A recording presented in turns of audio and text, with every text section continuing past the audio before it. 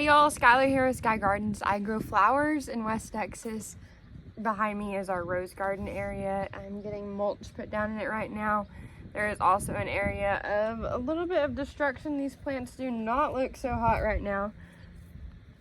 That's from a hailstorm that we got not long ago. But that's kind of what we're going to be talking about today, because we got 7/10 of rain last night. It's pretty exciting stuff. I love whenever we get rain because God's watering just waters so much better than any kind of man-made watering system ever could. It just drenches every part of the earth, and it's just so amazing.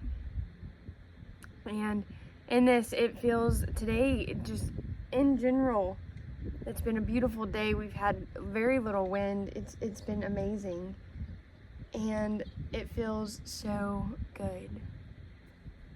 And it feels like we are on kind of the other side of the hailstorm that we just got, right? Like, it's not like yes, there's destruction around, and yes, I'm looking at weeds on the ground right now that need to be taken care of, and there are things that need to be done, but at the same time, we serve a God that is so good and wants such good things for us. And I started thinking about this Bible verse. It's Jeremiah 29:11. For I know the plans I have for you, declares the Lord, not to harm you, but to give you hope and a future. And I know that from the NIV version because that's what I've always read. But I got a Bible that is the King James version because I was like, okay, I want to get another version, and let's start with one that kind of, goes back a little bit further, and it's not as new as well, right? And so I was like, okay, let's go today. Let's read that verse because I'm thinking of it, right? Like, let's go look at it. And Jeremiah 29 is Jeremiah's letter to the captives. That is what the headline in my Bible reads. And I don't know if we ever really, we hear that verse all the time. For I know the plans I have for you, declares the Lord, plans not to harm you, but to give you hope and a future. And in this version it says, for I know the thoughts that I think towards you, says the Lord, thoughts of peace and not of evil, to give you a future and a hope. And I'm going to continue it. Well, actually, I'm going to continue here in a minute. But, we hear that verse and we think of that verse, and it's one that we hang up in our homes, and so we're familiar with it. But I don't know how familiar we really are with the context around it, because it's Jeremiah's letter to the captives.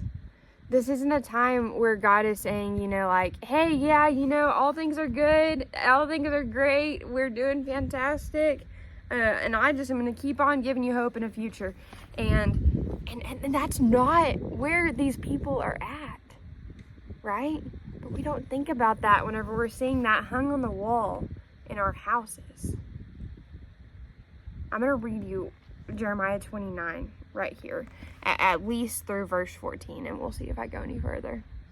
But Jeremiah 29 says, now these are the words of the letter that Jeremiah the prophet sent from Jerusalem to the remainder of the elders who were carried away captive, to the priests, the prophets, and all the people who Nebuchadnezzar had carried away captive from Jerusalem to Babylon. Sorry, y'all. I'm like blind I'm going to put my hat over so maybe I can see this a little bit better. The sun kills me. This happened after Jeconiah the king, the queen mother, the eunuchs, the princes of Judah and Jerusalem, the craftsmen, the smiths had departed from Jerusalem. The letter was sent by the hand of Elasah, the son of Shaphan, and Jeremiah the son of Hilkiah, whom Zedek king of Judah sent to Babylon, and Nebuchadnezzar king of Babylon, saying, thus says the Lord of hosts, the God of Israel, to all who were carried away captive, whom I have caused to be carried away from Jerusalem to Babylon. Did you hear that? God just said, whom I have caused to be carried away. Why would he do that? Like, what kind of God are we serving, right? No, this is the coolest thing to me.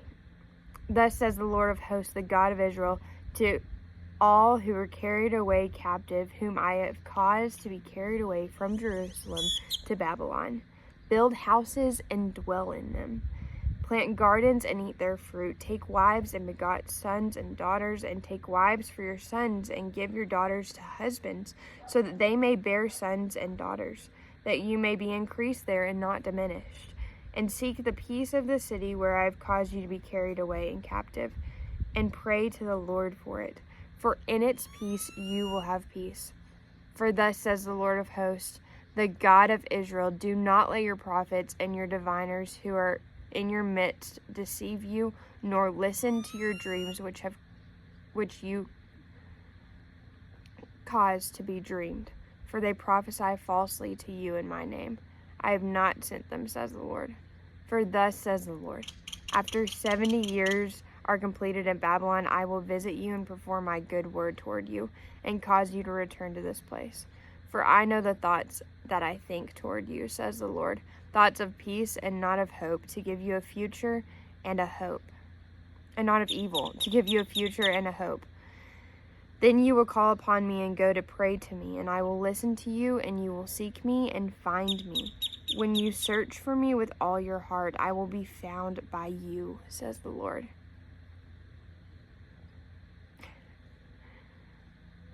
And I will bring you back from your captivity. I will gather you from all the nations and from all the places which I have driven you, says the Lord.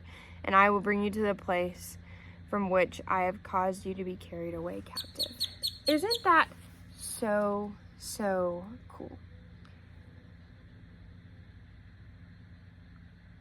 That this verse that we take out of the whole context of this story a lot of times. And God is saying in this, one, like, don't listen to anybody else. You build houses, you dwell in them, you serve me, you search me out with all of your heart, and I want good things for you.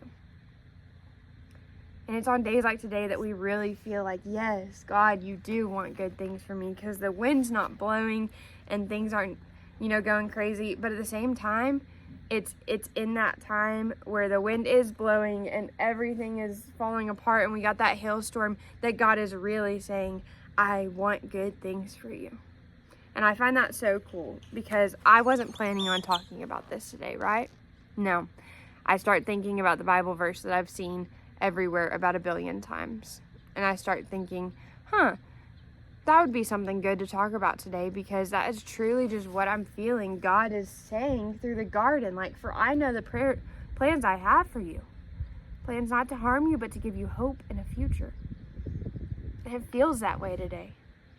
But man, I hope that you feel that way in the storm. Because it is in those times that God is actually saying that. If this is what hope in a future looks like, man, I'm excited. Because I'm excited to see the future of all of this. But I am even more excited to know that this is the truth on every day that it does not feel like my feet can make it a step further, because I am exhausted and tired, and we got hail and we get a tornado. I don't know what in the world is coming our way, but I do know that if we hold on to that truth, we're gonna be okay. That's why we hang it in our houses, right? That's why we hang it in our houses. It's pretty neat stuff. So thank y'all so much for joining today. I hope that I truly do just kind of I try to listen to God out here and share that with you in whatever way it may be. And the second that there's nothing here, and I'm like, what in the world, what am I going to talk about? And I'm wondering, God, what are you saying today? And then he just drops some eggshell in my mind, and I'm like, yeah, you're right. That is what I'm seeing in the garden today. It's so cool. Our God is so good. Anyways, thank y'all for joining us today. We're on, I don't even know what episode of our In His Creation segment here on YouTube. And I hope that you've enjoyed the other ones. If you haven't gone back and watched the other ones, I do title them different things. So if you're looking for a particular message, if that be in the hailstorm or in our spring flowers, like our tunnels blooming, then the bounty of the harvest, different times in life, you can find all different things, I guess. I don't know. We'll see what God does through this, but I'm excited. And thank y'all so much for tuning in today. I will be talking to y'all real soon. Bye.